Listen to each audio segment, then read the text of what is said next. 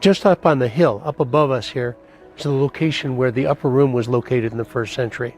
And if you can imagine Jesus and the disciples eating the meal called the Last Supper, after the meal was finished, Judas had already gone out, and he went to a place which was the location where the high priest was. Probably this building right over here, which was probably the palace of the high priest in the first century.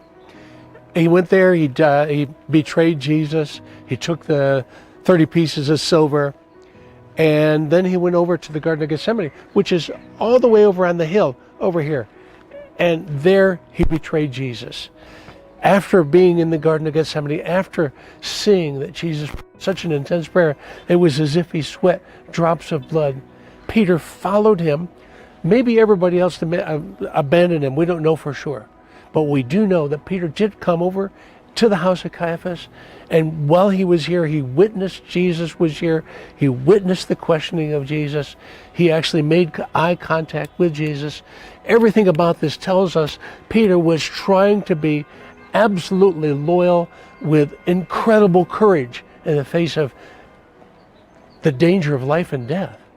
And he stuck with it until he got here. Let's go over to the garden.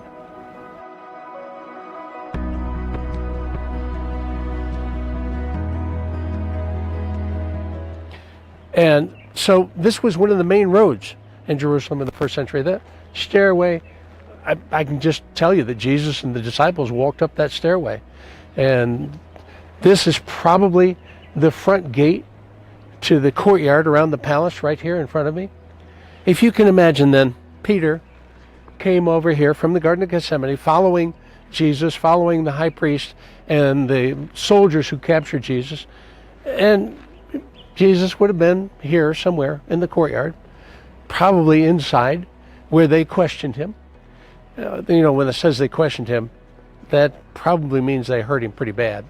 He's already carrying the burden of the sins of mankind when he comes here. So Jesus is hurting pretty bad over here. And the disciples, probably all of them are gone. We don't see any of them here. But we do see Peter. And he came here and he followed Jesus, came through the courtyard, came into the gate, and here, maybe somewhere right here, he found a little girl who had a fire, charcoal fire. Interesting that it was charcoal fire, because that's a scent. We can smell charcoal, and we know charcoal when we smell it. And he mentioned, it's actually mentioned in the New Testament, it was a charcoal fire. I'm not 100% sure why it's mentioned that it was a charcoal fire, but there was one other place where it mentions a charcoal fire in the New Testament. And that's when Jesus confronted Peter at the Galilee after the resurrection. But here, in this fire, he sat down, warming himself, and they questioned him. You're one of them, aren't you? You're one of those that was following this guy that's on trial over here. He's a bad guy. And you're one of them, aren't you? Peter, no, I'm not one of them. And he denied him 3 times.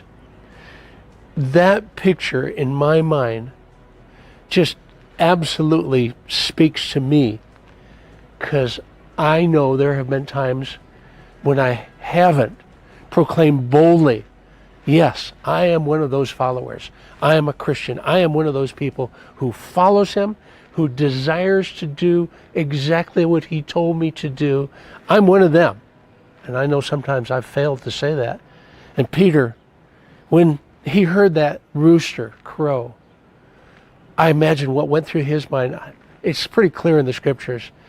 It just tore him up. He was totally in despair. He couldn't even comprehend his own failure. He saw himself as being a total failure in that day. And strangely enough, that gives me hope. Because you see, Peter, who in his own mind was a total failure, later on rose up from that failure. Jesus confronted him, asked him, do you love me? He gave a good answer, and Jesus raised him up and made him into a leader in the whole of all of history. Until today, we think of Peter as being a leader in the foundation of the reign of Messiah here on earth. I love the fact that even though he was an absolute failure in his own mind, God chose to use him, chose to forgive him, chose to restore him, chose to raise him up and put him in a position of wonderful authority. That can be our story too.